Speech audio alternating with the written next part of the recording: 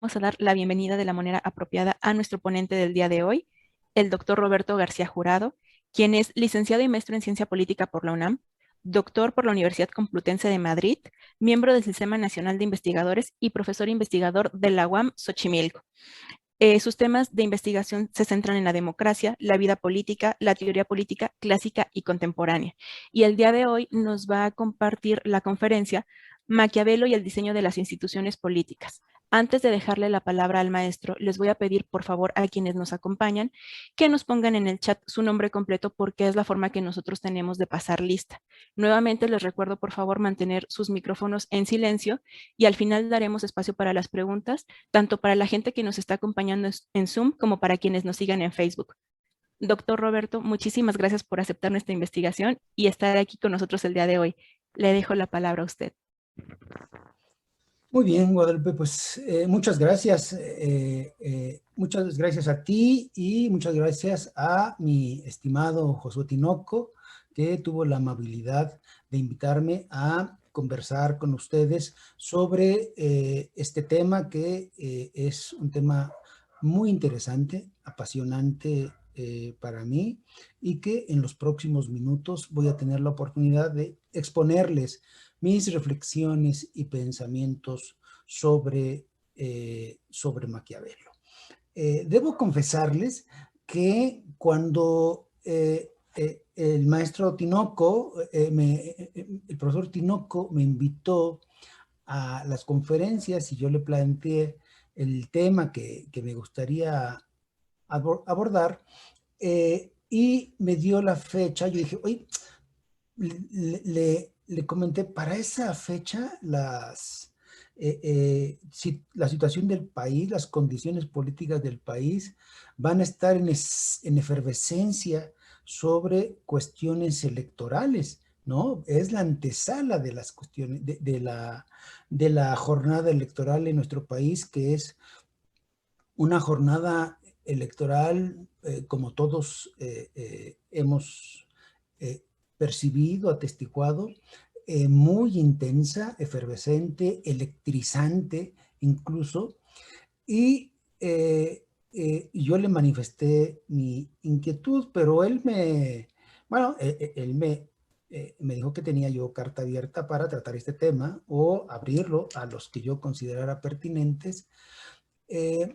Y después pensé en lo pertinente que es el tema de hoy, justo en esta coyuntura, justo en la antesala de las elecciones que en unos cuantos días se realizarán en nuestro país. ¿Por qué? Bueno, porque Maquiavelo es un autor, como ustedes saben, es un autor clásico en la teoría política, es muy probablemente a quien podemos considerar el fundador de la ciencia política moderna y de los innumerables temas que podríamos abordar a partir de la obra de Maquiavelo, está ¿sí? Que es el de las instituciones políticas. Entonces,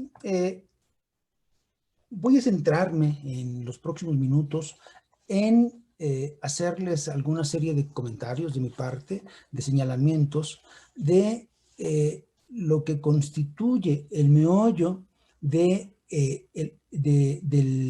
interés de Maquiavelo en las instituciones políticas. No puedo dejar de mencionar que para una gran cantidad de lectores de Maquiavelo, y para una gran cantidad incluso de especialistas sobre Maquiavelo, lo más importante en Maquiavelo es la cuestión ética, la cuestión del comportamiento de los gobernantes, la cuestión del comportamiento de los súbditos y la cuestión incluso del comportamiento de los ciudadanos en general. Sin embargo, Sin embargo, Maquiavelo dedicó una enorme cantidad de pensamientos y de reflexiones a la parte de las instituciones políticas, es decir, al conjunto de normas, de reglas y de principios de organización en los estados modernos. ¿Sí? Esto se puede observar en sus obras fundamentales, en principio, en El Príncipe y en los discursos sobre la primera década de Tito Livio.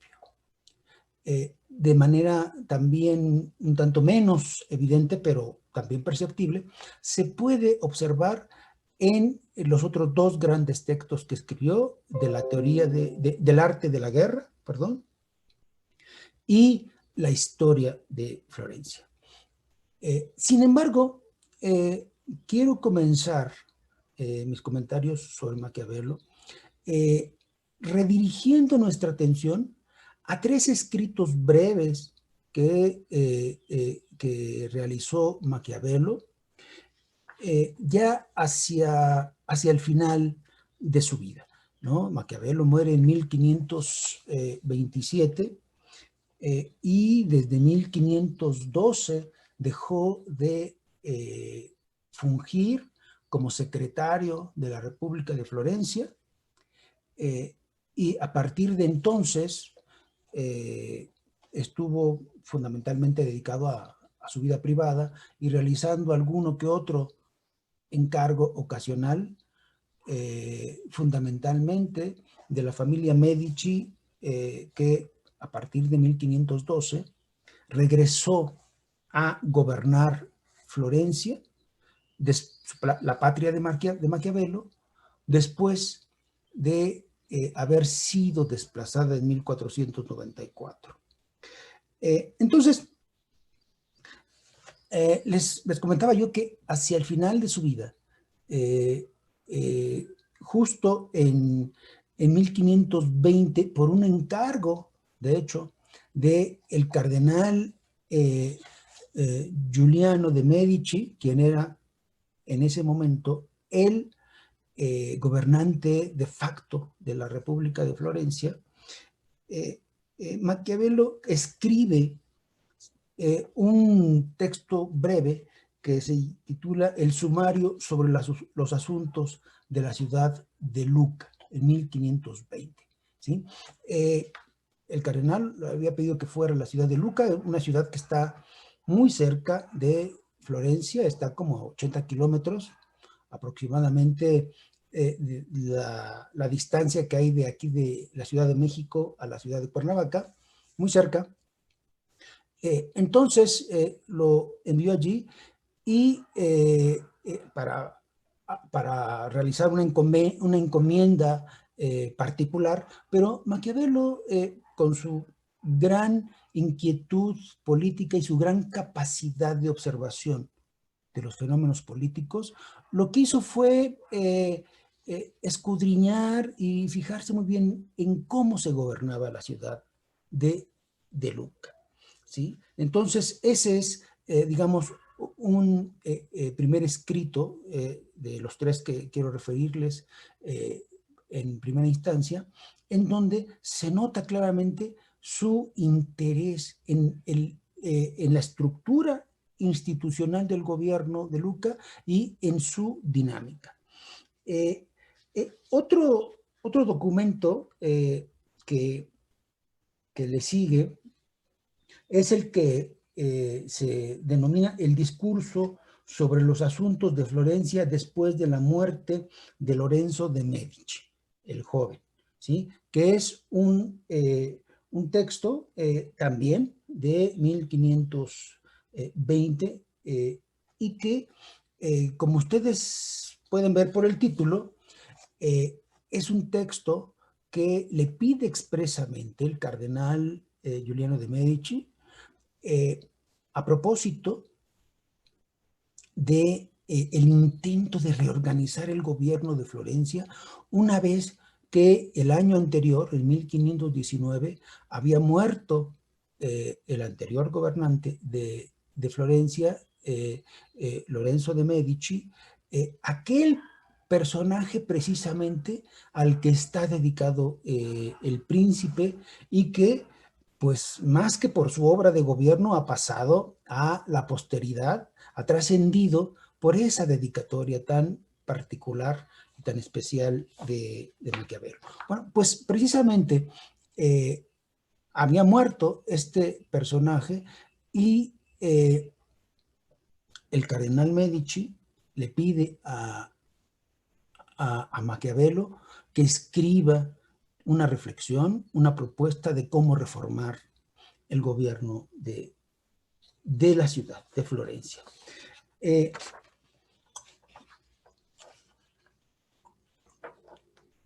Un año después, un par de años después, el cardenal le vuelve a pedir a Maquiavelo, ¿sí?, que reescriba esas reflexiones, ¿no?, que le había pedido con anterioridad en torno al gobierno de Florencia, y Maquiavelo las reescribe y lleva como título este nuevo documento: Minuta de provisión para la reforma del Estado de Florencia, ¿sí?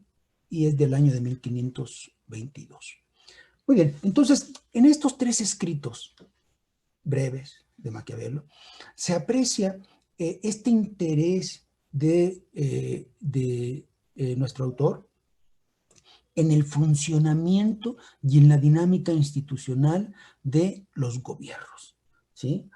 Solamente quiero destacar de cada uno de estos documentos una anotación de cada uno que es muy importante, relevante, tomar en cuenta en función del diseño institucional y del funcionamiento institucional de los estados en general, y que están relacionados con lo que voy a detallar después.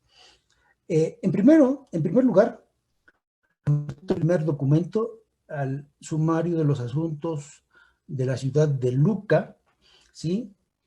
Allí Maquiavelo señala que una característica de las repúblicas antiguas era considerar tres instancias de representación para la población, tres instancias que debían tener una presencia adecuada en el funcionamiento de las instituciones del Estado, y que era una en donde participaba el mayor número de la población, en donde la población estaba llamada a disponer y a dar instrucciones generales; una segunda instancia donde había una participación de un menor número de ciudadanos que estaban concentrados en reflexionar, discutir y aconsejar sobre el funcionamiento del Estado; y el menor número de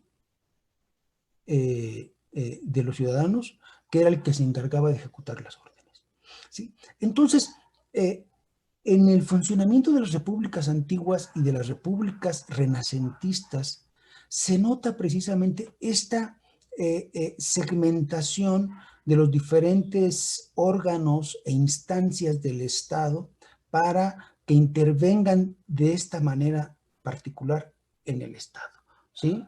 En las decisiones de Estado, ¿sí? En ordenar en términos generales, en reflexionar y en ejecutar. Bueno, esto es algo, les digo, es una de las anotaciones que creo vale la pena tomar de este primer documento. En la segunda reflexión, la segunda observación que quiero que tomen en cuenta es muy pertinente ahora, en nuestros días. Yo les decía hace un momento que después de la invitación que me había hecho a participar en estas conferencias el profesor Tinoco, consideré lo relevante que es tomar en cuenta algunas de las observaciones de Maquiavelo en el entorno de nuestro país y en el entorno incluso mundial, ¿sí? En la dinámica de, del funcionamiento de las democracias contemporáneas, ¿no? Sobre todo, precisamente a la luz de un bestseller de hace un par de años o 3 años, ¿sí? Que se denominó Cómo mueren las democracias, y en donde los autores explicaban que las democracias en el mundo contemporáneo terminaban precisamente en muchas ocasiones a causa eh, de actores que no violentaban las instituciones, que llegaban por la vía institucional y que a partir de las posiciones que habían logrado mediante este abordaje institucional, destruían las instituciones democráticas. Muy bien, pero para regresar al punto en cuestión, en este documento de 1520, finales de 1520, Maquiavelo explicaba que un principio fundamental que debían tener las repúblicas era nombrar a los magistrados para un periodo acotado, ¿sí? Un periodo previamente establecido, porque siempre había el riesgo de que si no se equivocara la elección, siempre los hombres que ocupaban un cargo de poder podían cambiar de disposición y de actitud, ¿sí?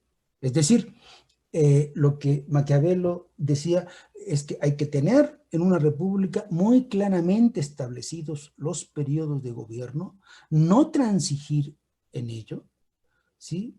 Y, y hacer que se respeten, porque los hombres buenos que el pueblo llega a identificar y a nombrar como gobernantes pueden volverse malos. Bueno, entonces aquí me parece que hay un dispositivo institucional fundamental para las repúblicas de la antigüedad, para las repúblicas renacentistas y para las repúblicas contemporáneas. Me parece fundamental, ¿sí? Maquiavelo, que tanto observaba la conducta y los valores de los individuos en la escena pública, en la palestra pública, lo que él señalaba con esto es que no se puede confiar sola y exclusivamente en la conducta y en la calidad moral de los hombres. Los hombres se transforman, y si se transforman en la vida privada, se transforman con mucha más frecuencia en la vida pública, al ocupar cargos de decisión política, ¿sí? Entonces, entonces es una observación, desde mi punto de vista, muy interesante, válida en la antigüedad, válida en el alba de nuestra era moderna, y válida, muy válida ahora. Finalmente, en el tercer documento que quiero, que les referí, y quería destacar solamente una de las observaciones de Maquiavelo, él acentuaba, ¿sí? Acentuaba su profunda vocación republicana, ¿sí? Observando cuál era la sustancia, la base de las repúblicas. Y aquí decía que el diseño institucional de una república debía concentrarse en que los hombres sientan la necesidad de abandonar sus conveniencias personales en la deliberación de los asuntos públicos para la consecución del bien común, ¿sí? como ustedes me imagino que tal vez hayan oído en algún debate, en algún contexto acerca de la democracia contemporánea, uno de los temas que me atraen particularmente a mí y que me interesan, como Guadalupe lo mencionaba en la presentación que hizo de mi persona al inicio de esta charla, es la cuestión de cómo en las democracias contemporáneas ha adquirido una enorme relevancia la discusión y la pertinencia sobre la reflexión en la arena pública, hacer de nuestras democracias no solo una agregación de preferencias, no una suma de intereses, sino hacer una democracia deliberativa. Una democracia deliberativa que implica no solo la participación de todos los sectores de la sociedad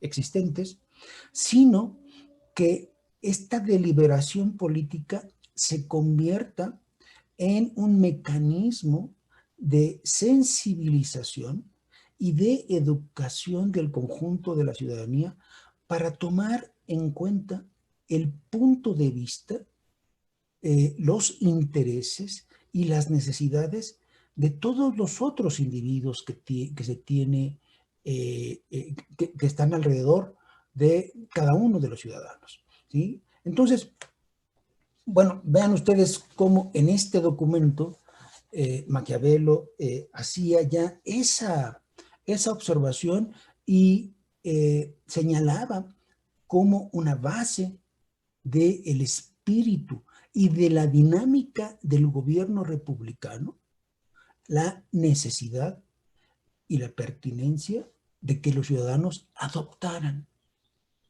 una perspectiva colectiva a partir de esta deliberación.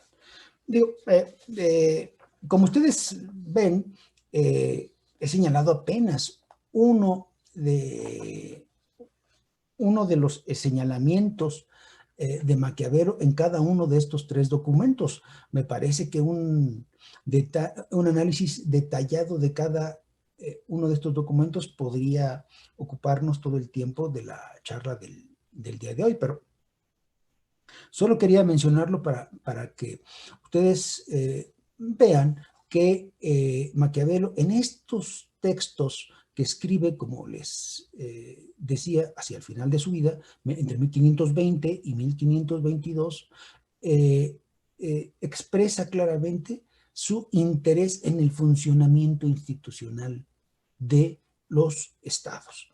Muy bien, entonces, volviendo de alguna manera en el tiempo de Maquiavelo a sus escritos fundamentales, poniendo fundamental atención en El Príncipe, en los discursos sobre la primera década de Tito Livio, del arte de la guerra y en la historia de Florencia, atendiendo a estos escritos mayores,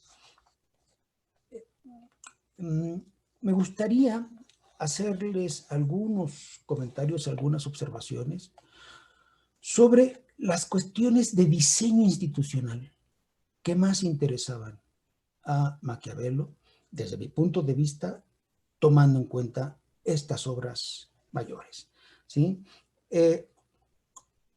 Las he agrupado en ocho grandes áreas o grandes sectores de este funcionamiento institucional.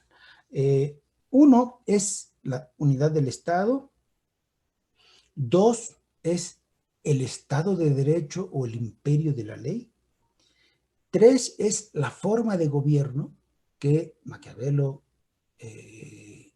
planteaba fundamentalmente como la alternativa entre principado y república. Cuatro es el gobierno mixto, ¿sí? una derivación de la anterior, de la forma de gobierno, pero que por su particularidad vale la pena tomar en cuenta. El quinto es la reflexión sobre la naturaleza y el carácter de los ministros y secretarios del gobierno. El 6 es una reflexión sobre la importancia y la relevancia de los tribunales en un Estado. El 7 es sobre el erario público, las finanzas públicas, y el 8 sobre la religión. ¿Sí? Entonces, sobre estos 8 aspectos es sobre los que me gustaría hacerles algunos comentarios. ¿Sí? Comenzando por lo primero, por la unidad del Estado. ¿Sí? Ustedes tal vez hayan escuchado que más allá de la enorme discusión, de la amplia discusión que se puede desarrollar sobre el significado de las afirmaciones de Maquiavelo en los primeros 23 capítulos del Príncipe, hacia el final de este texto, en el capítulo 24 y en el capítulo 26 sobre todo, Maquiavelo se concentra en lanzar una consigna, una invitación a los italianos para lograr la unidad política. ¿Sí? Como ustedes recordarán, en la época en que vivía Maquiavelo, Italia estaba separada, fraccionada en muchos pequeños estados.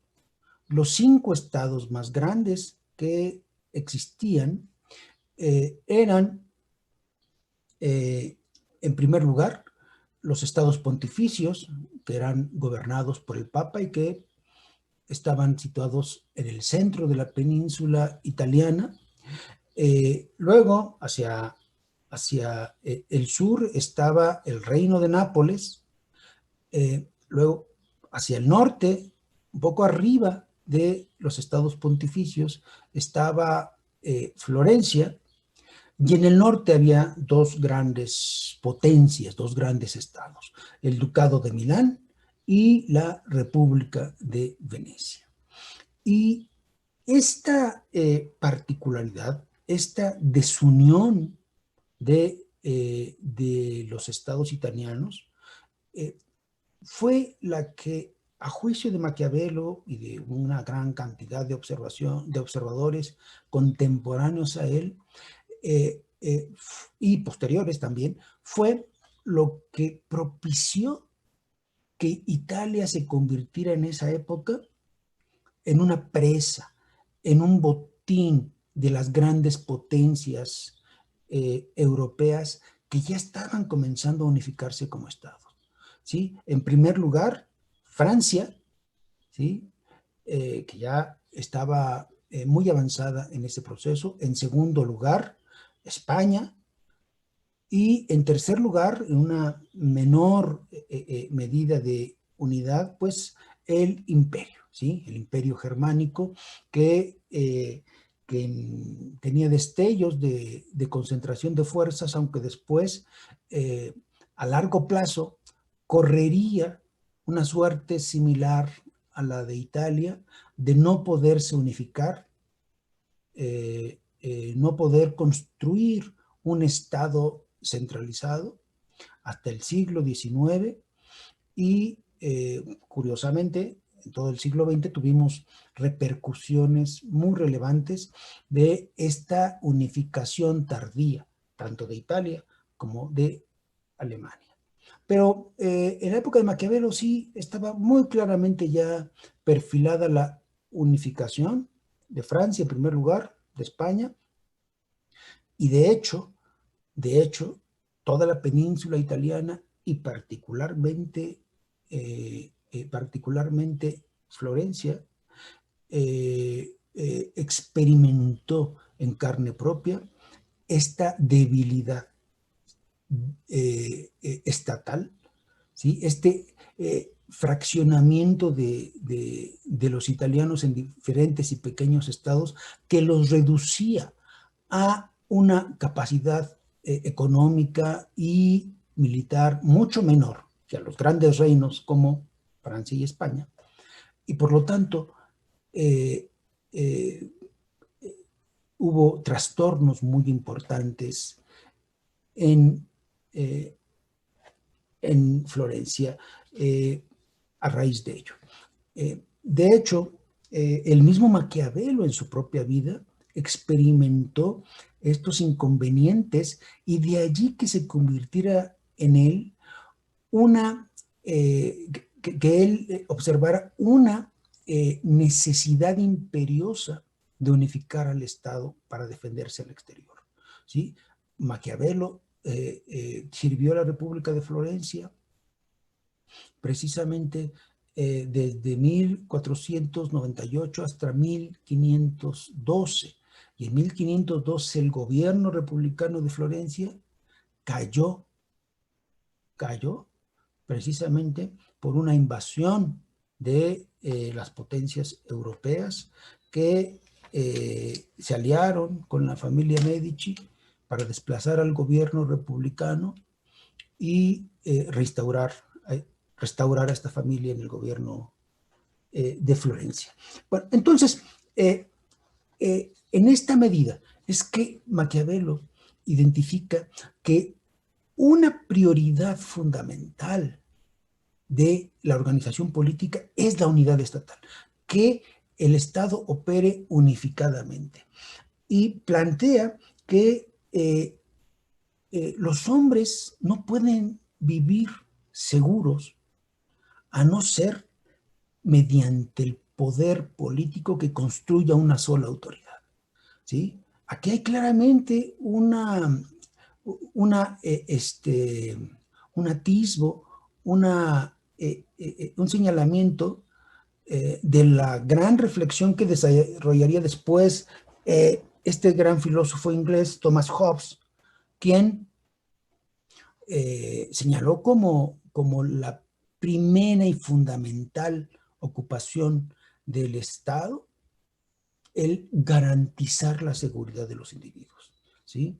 Esto no pasaba desapercibido para Maquiavelo. Maquiavelo planteaba que la seguridad, la felicidad y la concordia de una sociedad dependía de, de vivir bajo un Estado centralizado, unificado, ¿sí? Entonces, desde este punto de vista, Maquiavelo decía, bueno, hay que hacer lo necesario para unificar el Estado. Y de allí que tengo una enorme significación lo que les decía hace un momento, ese último capítulo del Príncipe, en donde Maquiavelo llama a la unidad política y de manera muy importante considera que la unificación italiana requiere de un príncipe, de un individuo con la fuerza y con la capacidad de unificar, ¿sí? De unificar a la península italiana. Y en este punto quiero detenerme para comentar con ustedes algo que para el público en general en ocasiones no es tan evidente porque lo que se conoce fundamentalmente de Maquiavelo en términos generales es El Príncipe y a raíz de ese texto, bueno, pues hay un conocimiento de Maquiavelo, se puede extraer un conocimiento de Maquiavelo bastante parcial, ¿sí? Limitado. Porque para tener una opinión más completa del pensamiento de Maquiavelo, sin duda hay que asomarse por lo menos a los discursos sobre la primera década de Tito Livio y al resto de su obra, cuando es posible. Pero si no fuera así, creo que con la consideración de este otro gran texto, Los discursos por la primera década de Tito Livio, se puede observar ya allí el enorme compromiso, ¿sí? La evidente vocación de Maquiavelo por las instituciones republicanas, con el gobierno republicano. Maquiavelo es un decidido partidario de la República, por muchos motivos, ¿sí? Por muchos motivos que desarrolla ampliamente en este texto y en muchos otros escritos. Sin embargo, aquí hay que percibir que Maquiavelo, a pesar de su convicción y de su compromiso con la vida republicana de la sociedad, está consciente que las repúblicas caracterizadas por esa dinámica amplia de reflexión, de discusión, de valoración y de consejos que se encadenan, que se integran, puede ser relativamente lenta, ¿sí? La República en tomar ciertas decisiones. Y entonces, en ciertas circunstancias, es conveniente que el gobierno de un Estado, que la conducción política de un Estado recaiga en una sola persona, ¿sí? Entonces, a pesar de su enorme vocación republicana, Maquiavelo reconoce al final del Príncipe que una tarea tan difícil y compleja como la unificación de la península en las condiciones en las que él estaba, pues solamente puede desarrollarse por una persona, por un liderazgo político fulgurante, y ve la posibilidad de que un miembro de la familia Medici de origen florentino fuera quien se ocupara de esta labor. ¿Sí? Bueno, pero regresando al punto original, como ustedes pueden ver, una consideración fundamental de Maquiavelo es esta unificación del Estado. El segundo aspecto que quiero destacar es un aspecto que no puedo dejar de reconocer, que es muy polémico y muy difícil de abordar tal vez, considerando la leyenda negra que pesa sobre Maquiavelo de ser un consejero de tiranos o un consejero de hombres pervertidos y hambrientos de poder, como lo han presentado muchos autores en el mundo contemporáneo. Y desde el mismo siglo XVI, poco después de que él dejara de existir. Y se refiere este segundo aspecto a que Maquiavelo le daba una enorme importancia a el imperio de la ley, al Estado de Derecho. Esto es algo que se aprecia muy claramente, para quien lo quiera ver, tanto en El Príncipe y sobre todo en los discursos sobre la primera década de Tito Livio.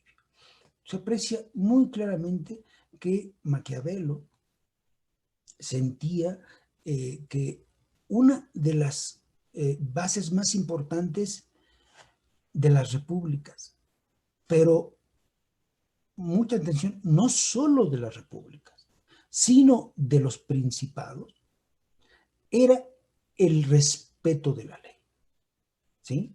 El respeto de la ley. ¿Sí? Y aquí les digo, quiero puntualizar esta observación con algunos comentarios de de Maquiavelo. En principio, para Maquiavelo, la ley tiene una función fundamental para anclar la estabilidad del Estado. Maquiavelo todavía está, hay que reconocerlo así, está lejos de esta transformación del derecho moderno, en el cual ha ocupado una posición fundamental, la idea del derecho legislado en contraposición al derecho consuetudinario, ¿sí? Maquiavelo reconoce eh, que las leyes son fundamentalmente aquellas normas, aquellos preceptos que rigen en una sociedad y tienen la fuerza de la tradición, y por lo tanto que en muchas ocasiones pueden remontarse hasta los legisladores fundacionales de cada estado, ¿sí? Entonces, a pesar de ello, Maquiavelo señala que el valor de una ley no solo está en su contenido, en que acierte a imponer determinada conducta, determinada norma, sino en que esa prevalencia le dé una continuidad y una estabilidad a la sociedad a lo largo del tiempo y de las generaciones, ¿sí? Entonces, vean ustedes cómo para Maquiavelo la ley tiene esta característica, el preservar, ¿sí?, un determinado orden normativo que dé certeza a la sociedad a lo largo de las generaciones. Un valor, por supuesto, que puede tener la ley y que hay que balancear y contrapesar con la modificación que toda la ley debe experimentar de acuerdo a la transformación de la sociedad. Sin embargo, Maquiavelo consideraba que más allá de la naturaleza que tienen los seres humanos, la ley tiene la capacidad de transformar, ¿sí?, los valores y la conducta del ser humano. Maquiavelo dice simple y sencillamente, la ley puede hacer buenos a los hombres. Creo yo que que tal vez muchos de ustedes habrán escuchado que una de las características que más exaltan y resaltan de Maquiavelo es esta concepción del ser humano como un ser malvado, perverso, ambicioso, traicionero, en fin. Esto es innegable que está presente en una buena parte de la obra de Maquiavelo, pero quizá no se ha prestado tanta atención a que, si bien Maquiavelo tiene esta concepción por principio de la naturaleza humana puede pasar a segundo plano considerando que una adecuada regulación, que una adecuada imposición de la ley en una sociedad puede transformar al ser humano, ¿sí? Una reflexión que desde mi punto de vista potenciaría después con mucha fuerza y claridad Rousseau, ¿no? Rousseau, que en el contrato social no se ocupa mayormente de definir cuál es la naturaleza del ser humano. Lo que plantea Rousseau en el contrato social es que la acción del contrato, la acción del Estado en los individuos es de tal manera que produce ciudadanía. Es la que produce a los ciudadanos, independientemente de qué había antes, de qué había en el estado de naturaleza de acuerdo a esta reflexión de los contractualistas. Bueno, pero me parece que si observamos con cuidado algunas de las afirmaciones de Maquiavelo, podemos encontrar esta clara conciencia, ¿sí? El que sin la presencia de un orden normativo apropiado y válido, ¿no? En una sociedad, bueno, pues los hombres pueden convertirse en bestias, ¿no? ¿Sí? En seres sin ningún orden ni ningún valor. Pero con un orden normativo, los hombres pueden ser buenos y pueden comportarse y pueden comportarse apropiadamente en una circunstancia social determinada, ¿sí?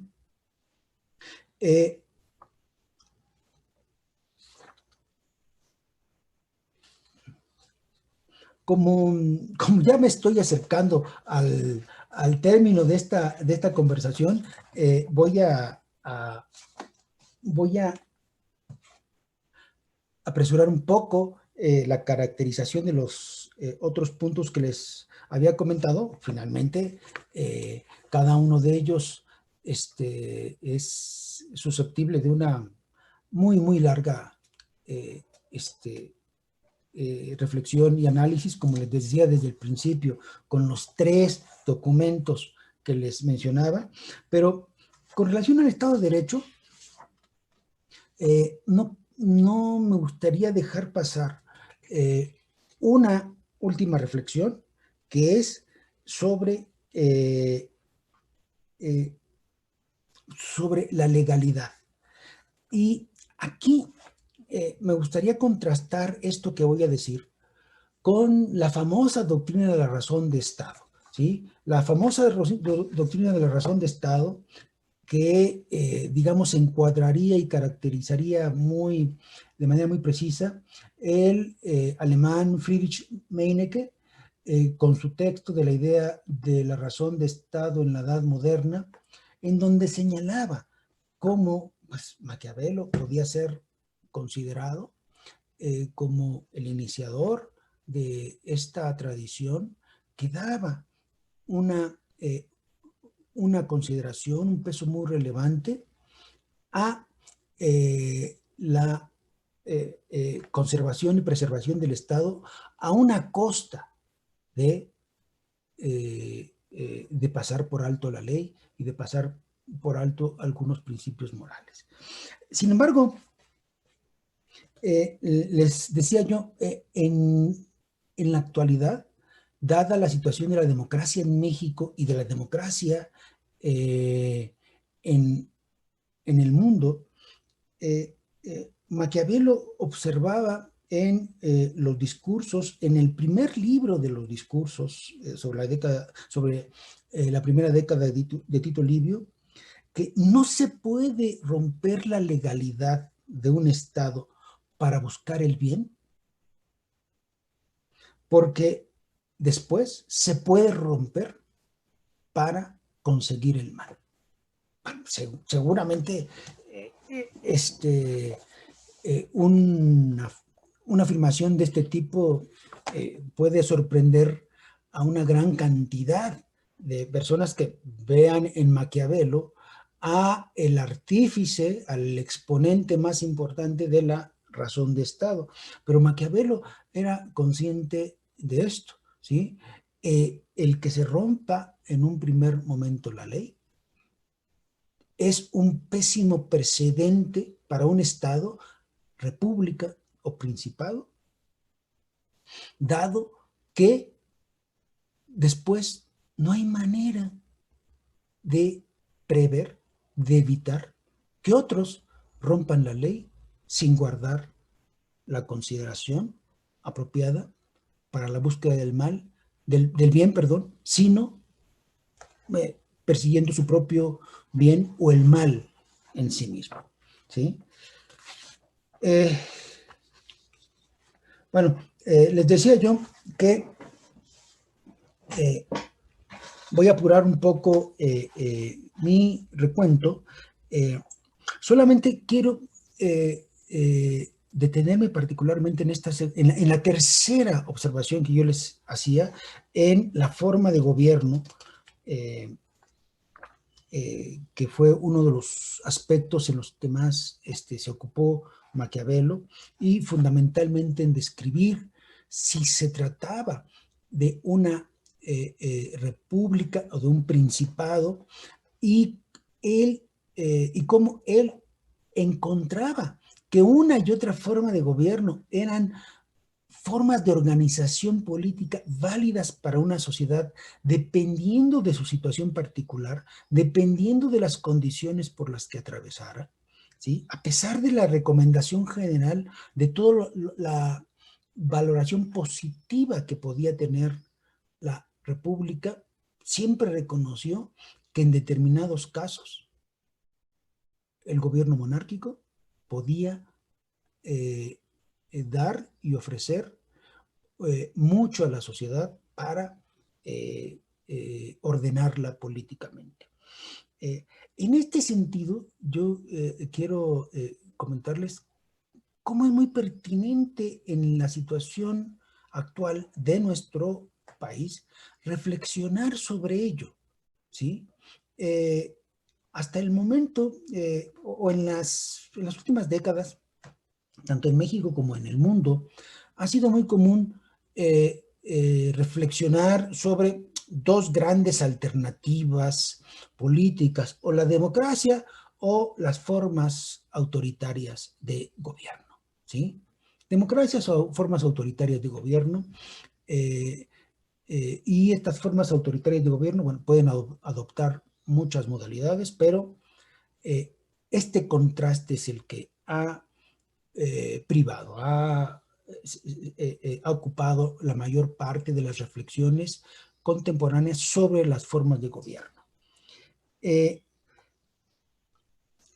Pero me parece que una diferenciación que no se ha considerado tan en serio, y que Maquiavelo lo hacía, era entre una república y una monarquía o un principado, como lo llamaba Maquiavelo, ¿sí?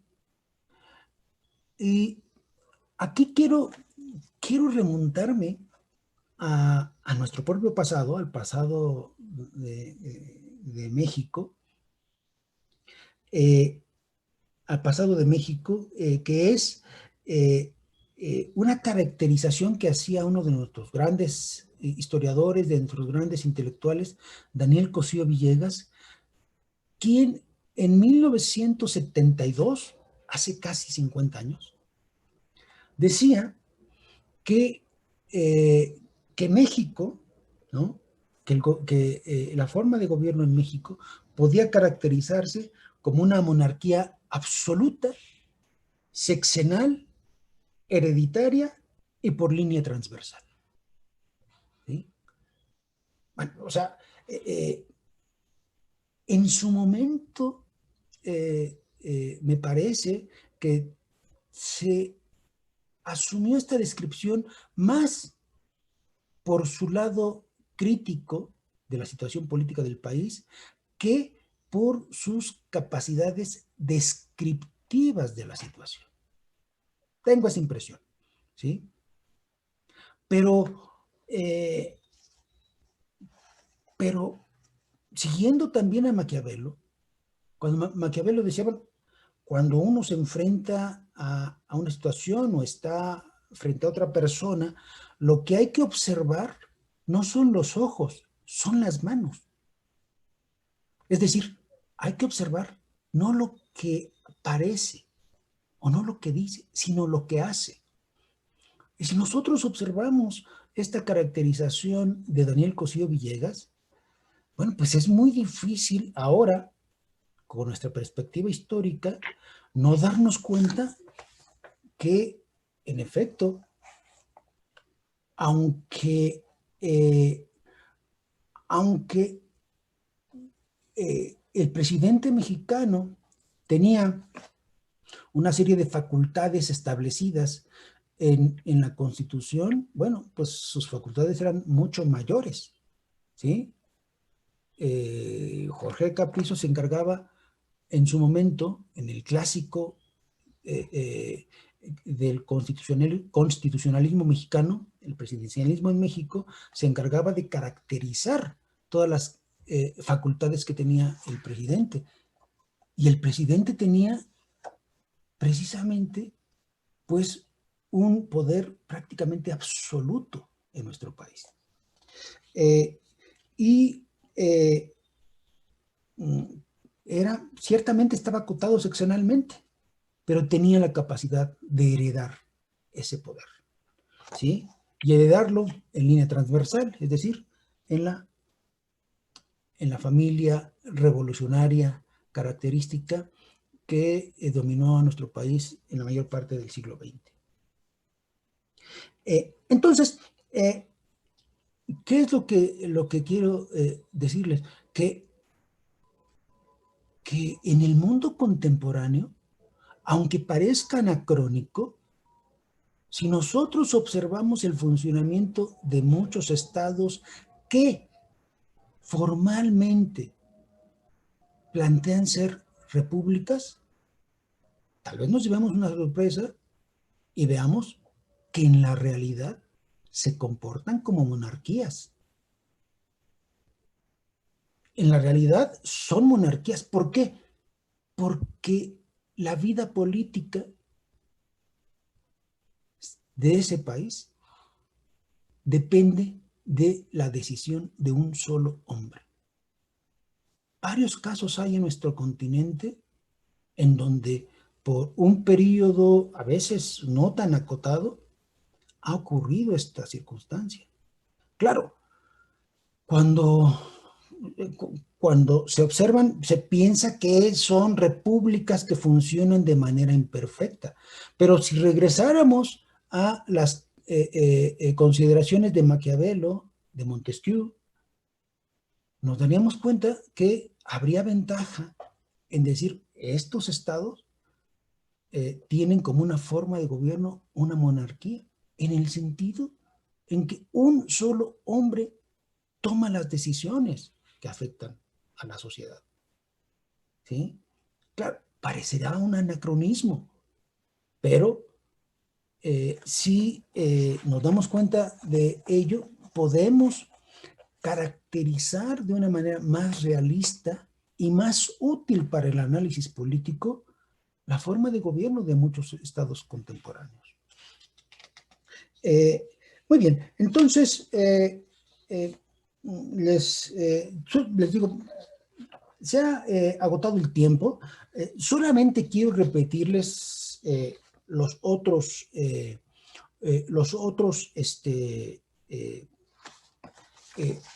aspectos de este desempeño institucional de los estados que, les insisto, Maquiavelo les puso especial atención y, y tal vez si a alguno de ustedes le interesa que yo abunde sobre alguno de ellos, pues abordarlo más detallada y específicamente. Solamente se los repito, ¿no? Para que los tengan en cuenta y si alguien ha tenido algún interés en la obra de Maquiavelo o lo quiere abordar después, lo observe, ¿no? Entonces, nosotros les decía, si observamos El Príncipe, los discursos sobre la primera década de Tito Livio y las otras dos obras de Maquiavelo, como La historia de Florencia o Del arte de la guerra, podremos observar esto que les decía. En primer lugar, su énfasis en la unidad del Estado y en cómo esta institución social puede determinar en gran medida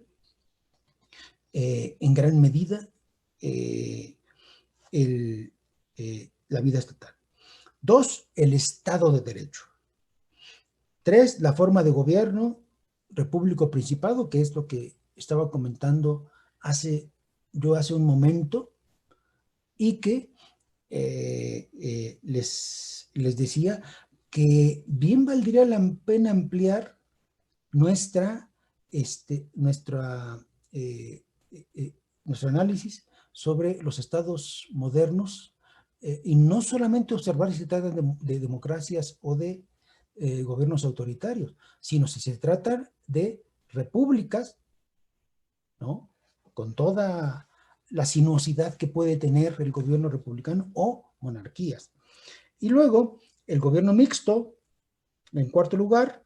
En quinto, los secretarios y ministros del gobierno. En sexto lugar, los tribunales. En séptimo, el erario público. Y en el octavo lugar, la religión. Muy bien, pero como les decía, tratando de apegarnos a el esquema que han definido para estas conferencias, dado que llevamos ya casi una hora en los que yo he hecho uso de la palabra, me gustaría devolverle ahora la palabra a Guadalupe para que si ustedes tienen alguna pregunta, alguna observación, pues la hagan y yo pueda abundar detalladamente en lo que esté dentro de mis posibilidades sobre sus inquietudes.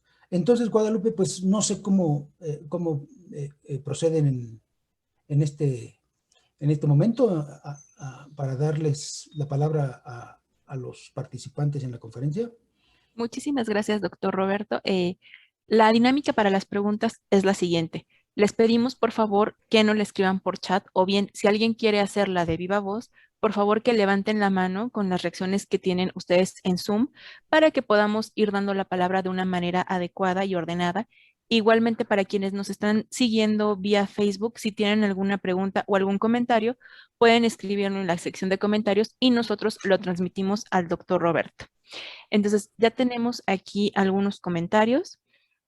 El primero es de Carino. Muchísimas gracias por su ponencia.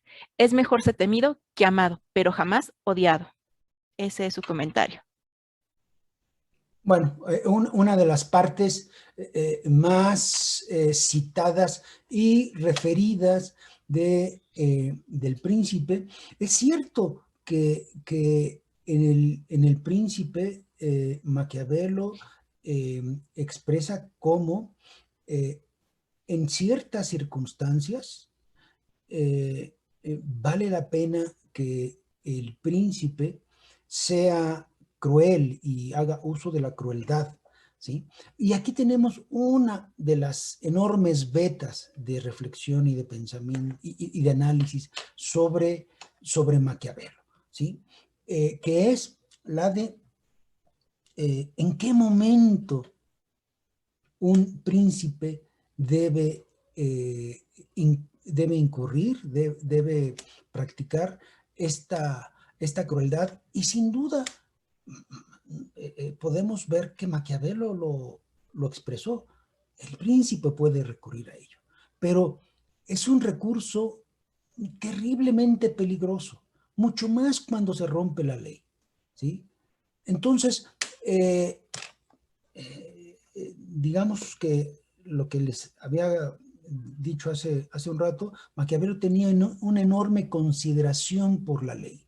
Sin embargo, la posteridad se ha encargado de descubrir, de plantear cómo uno de los grandes dilemas de Maquiavelo era el que los gobernantes tenían cierto margen de acción que en ocasiones podía convertirse en su tumba, en su perdición. Cuando un gobernante hacía un uso excesivo de la crueldad, ¿sí?, podía ser contraproducente, ¿no?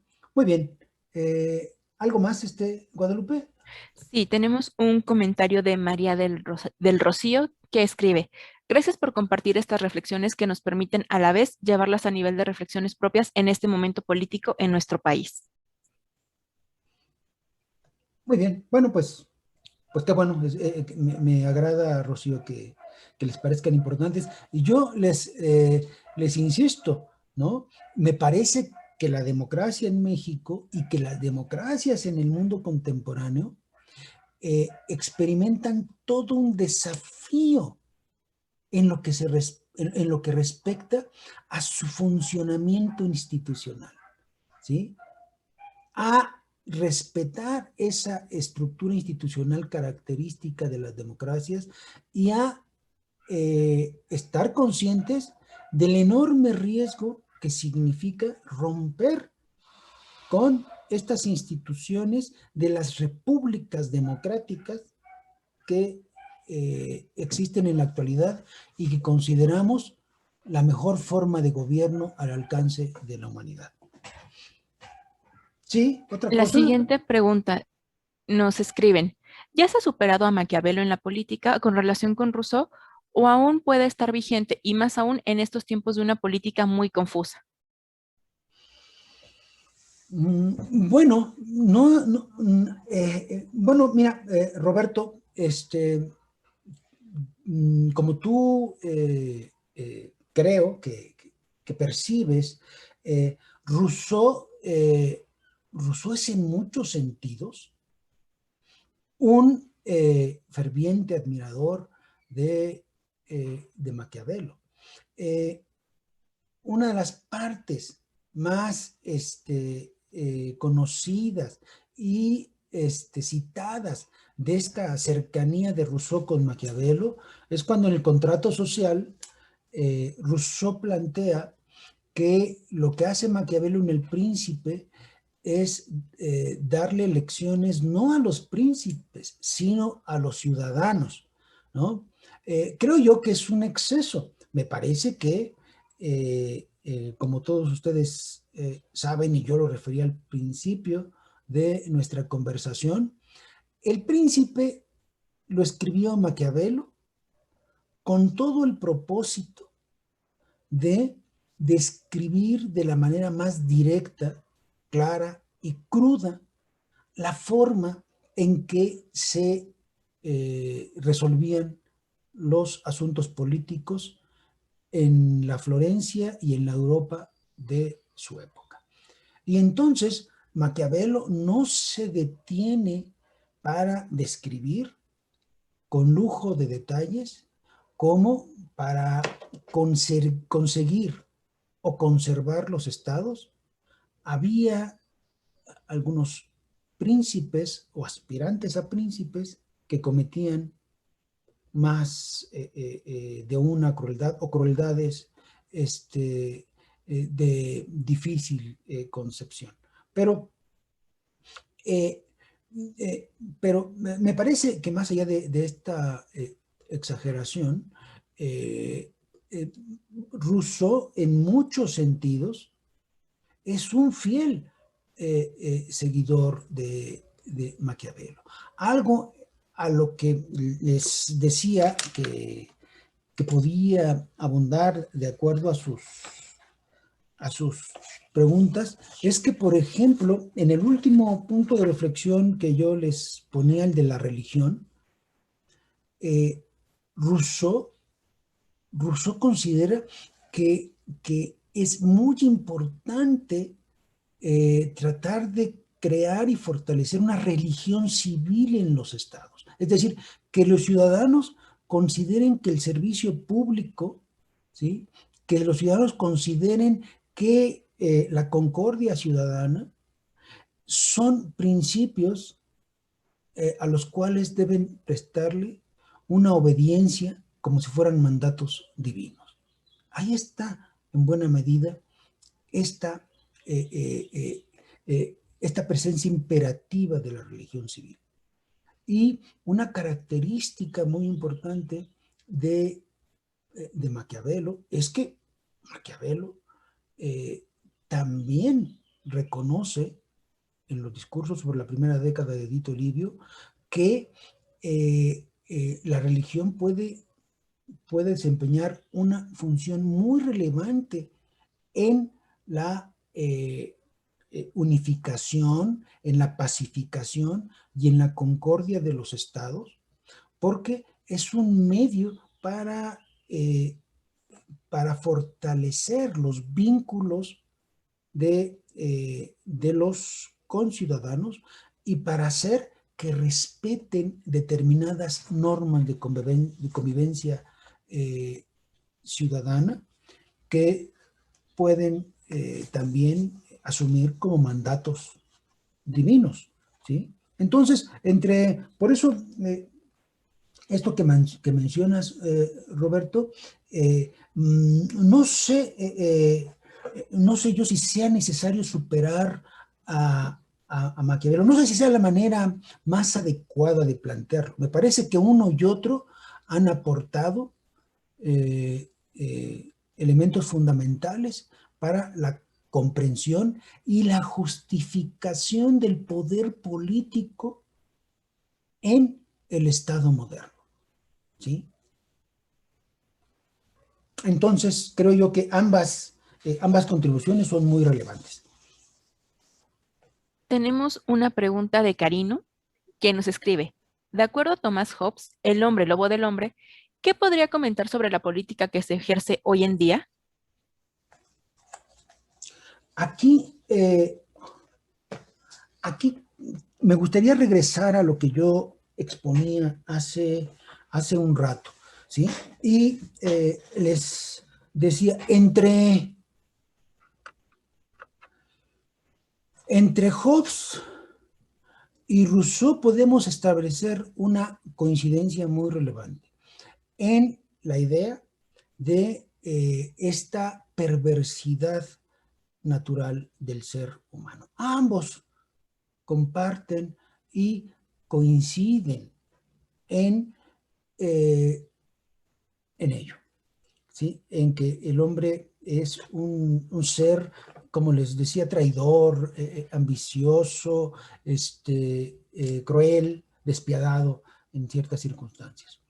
Pero me parece a mí que, eh, eh, que esta perspectiva puede abordarse de una mejor manera si consideramos lo que decía Maquiavelo de la ley y de las potencialidades de la ley, de la norma, para corregir a los seres humanos, ¿sí?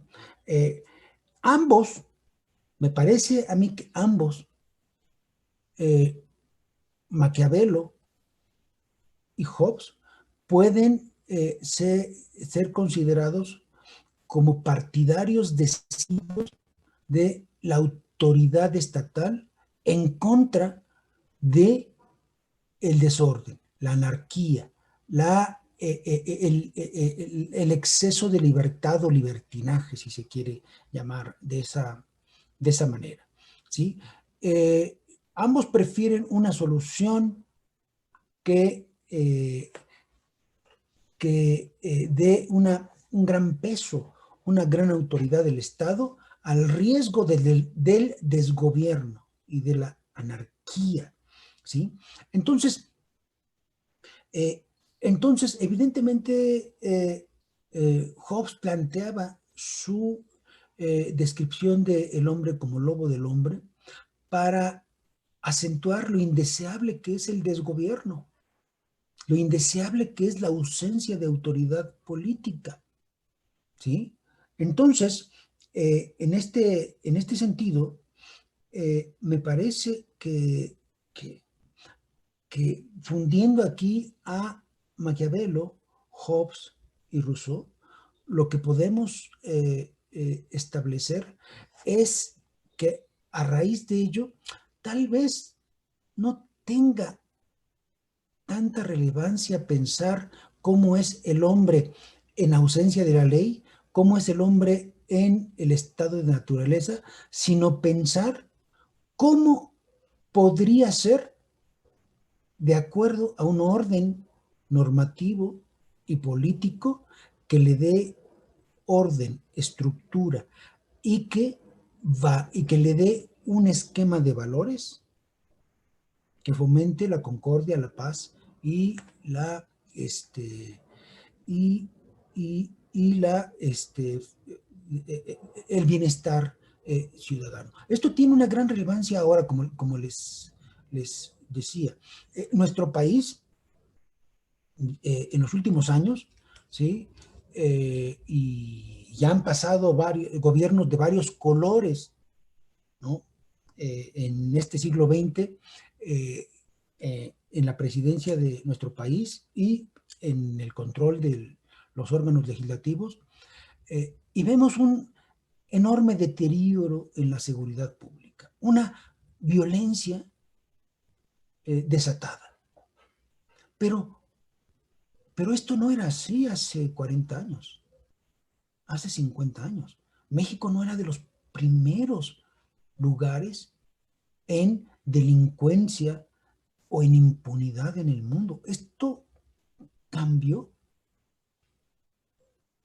Alguien que viera la situación contemporánea y que solamente atendiera ello en nuestro país, diría, los mexicanos son en realidad crueles, violentos, indolentes, bárbaros, pero ¿somos así los mexicanos?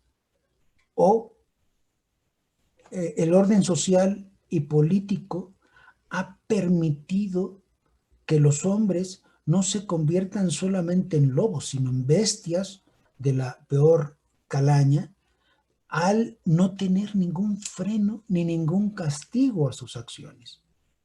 Entonces, yo creo que el problema aquí no es de valores y de una moralidad social que esté subyaciendo en el ánimo de los mexicanos. Sin duda, es un problema de estructuración institucional y de validez del orden institucional en nuestro país.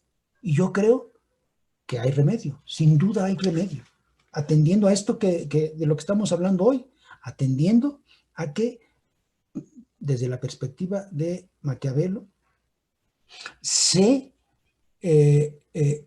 pongan en práctica las normas y las leyes que tiene el Estado para castigar a quien no respete estos principios de convivencia. Muy bien, no sé, Guadalupe, ¿hay alguna otra inquietud? Sí, todavía tenemos unas preguntas más. Primero nos escribe Karino, muchas gracias por las respuestas. Agradece la organización de estas conferencias. Yo más que nada quiero agradecer a los ponentes y a los asistentes porque sin ustedes realmente no serían posibles nuestras conferencias, no tendrían razón de ser. Entonces, gracias por el seguimiento que nos han dado y aprovecho para hacer un pequeño comercial. Les invitamos a nuestra última conferencia de este trimestre titulada Consecuencias políticas de las elecciones de 2021, impartida por el doctor Javier Santiago Castillo. Y tenemos una pregunta de Roberto, quien nos escribe. En algún sentido, ¿considera que estamos volviendo al estado de naturaleza de Maquiavelo? Y si así es, ¿qué consideraría que fue el detonante para que esto ocurra? Muy bien, bueno, me gustaría aclarar que tenemos como ejemplos característicos, clásicos de contractualistas a Hobbes, Locke, Rousseau, Montesquieu, y Maquiavelo, pues, digamos, no es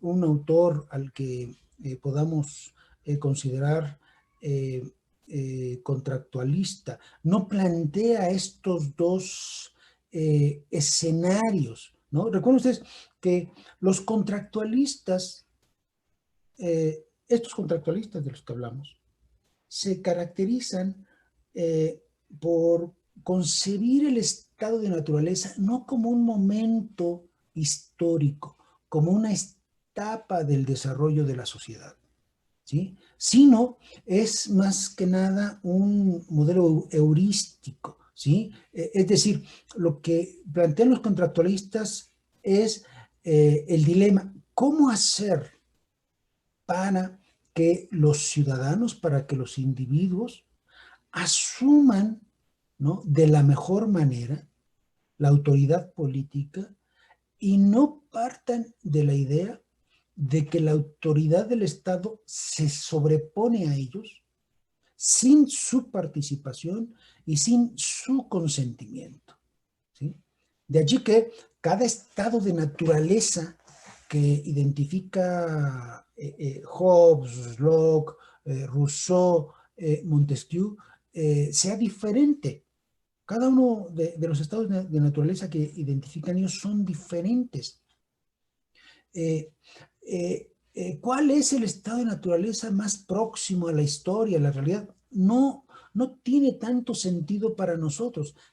¿Qué tiene sentido para nosotros? El que los contractualistas digan, a ver, aquí en el estado de naturaleza, lo que llaman estado de naturaleza, tenemos la posible situación a la que podríamos caer si es que no tenemos un orden civil, un Estado que se encargue de regular la vida de los hombres. Esta es la ambivalencia que identifican, el binomio, la disyuntiva que identifican los contractualistas, ¿sí? ¿Qué es lo que podría ocurrir si no tenemos la capacidad de afirmar que la autoridad política está para el bien del conjunto de la sociedad y que el hombre es inimaginable, ¿sí? Inimaginable en las condiciones de convivencia social que caracterizan al mundo moderno sin esta autoridad política, ¿sí? Recuerden ustedes que la famosa caracterización de Aristóteles del son politikon es decir, el hombre tal como lo imaginamos en las sociedades contemporáneas, desde el inicio de la humanidad, no podría existir si no es bajo un orden político, ¿sí? Bueno, entonces, en este sentido, esa es la razón, la motivación de los contractualistas. Sin embargo, aunque no podríamos ubicar en esa misma vertiente Maquiavelo, Maquiavelo parte siempre de que no hay ninguna alternativa, ¿no? Maquiavelo, como Aristóteles, considera que el hombre es un animal político, que solo puede vivir, que solamente puede vivir en una sociedad organizada políticamente, y para hacer válida su afirmación, no pone como contraescenario un ficticio estado de naturaleza, sino apela a la historia antigua y a la historia moderna, a su historia moderna, o contemporánea más bien, para afirmar que el hombre tiene como estado natural la vida política, ¿sí? Él no concibe otro escenario, otra posibilidad. Muy bien. Tenemos, Bueno, no sé si esto responde de alguna manera a tu inquietud, Roberto. No sé si hay alguna otra cuestión, Guadalupe. sí, tenemos un comentario que nos hacen llegar desde Facebook de César Martínez. El fin justifica a los medios. Los gobernantes de ahora no saben interpretar esta premisa a favor del pueblo. Mm, eh, Me parece a mí que esta es una de las expresiones asociadas tradicionalmente a Maquiavelo. Maquiavelo la, la mencionó, la expresó de diferentes maneras en una gran cantidad de escritos, y una eh, de las contradicciones desde el punto de vista de muchos autores. Y para mí, particularmente de los riesgos de Maquiavelo, de los riesgos que Maquiavelo asumía, es que en efecto Maquiavelo consideraba como un bien fundamental, tal vez como el bien más importante para el ser humano, vivir bajo un orden político. Y era tan importante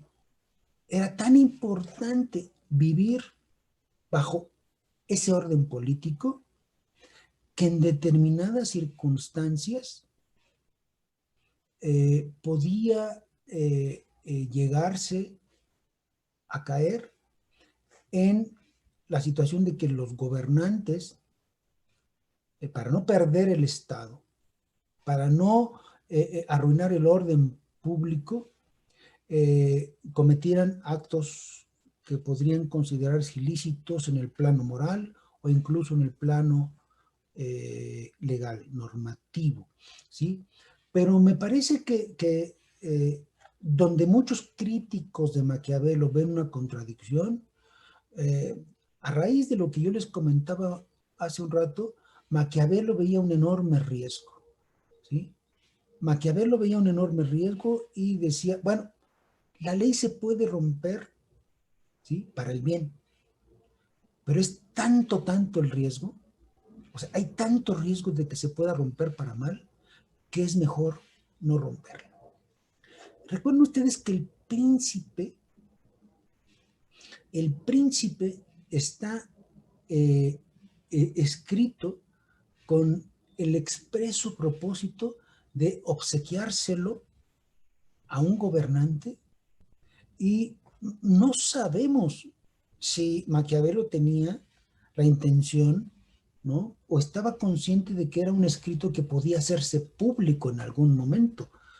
Lo único cierto que tenemos es que Maquiavelo decía que decía en El Príncipe cómo operaba la vida pública, las relaciones políticas en su momento, en su circunstancia.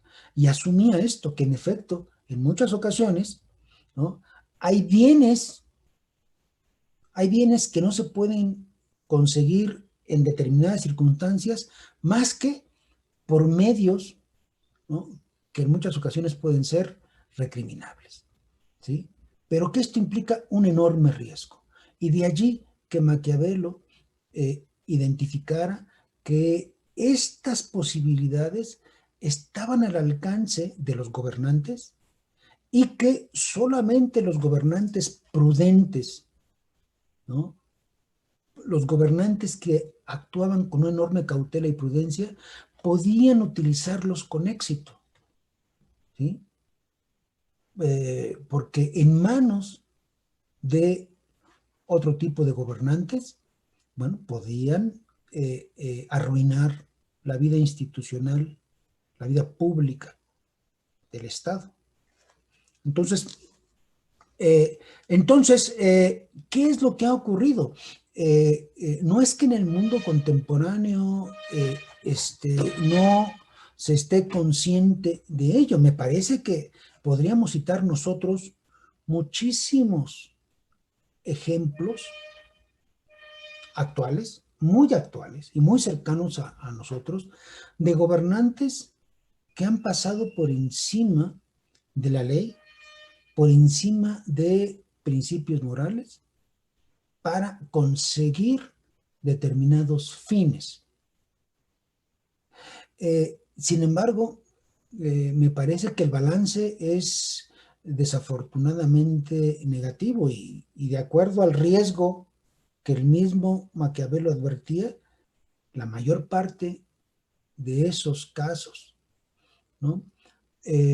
Lo que se ha conseguido es que los gobernantes simplemente fortalezcan su posición y que el bien superior, que es el bien del pueblo, pues esté bastante lejos de conseguirse con esos medios inapropiados que el mismo Maquiavelo identificaba. Muy bien. Bueno, no sé si esto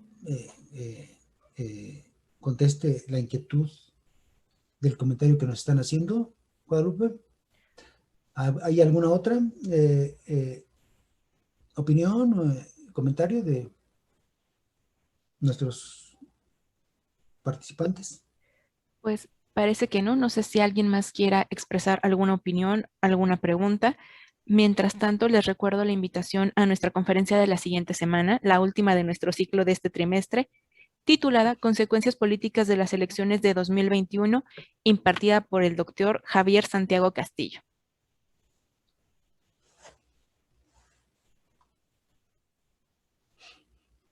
Pues entonces, si ya no hubiera más preguntas o más comentarios, nuevamente queremos externar nuestro agradecimiento al doctor Roberto García por estar con nosotros el día de hoy, por tomarse un tiempo para compartir con nosotros su conocimiento y esperamos poder contar con usted en posteriores ciclos de conferencias. Muchísimas gracias, doctor.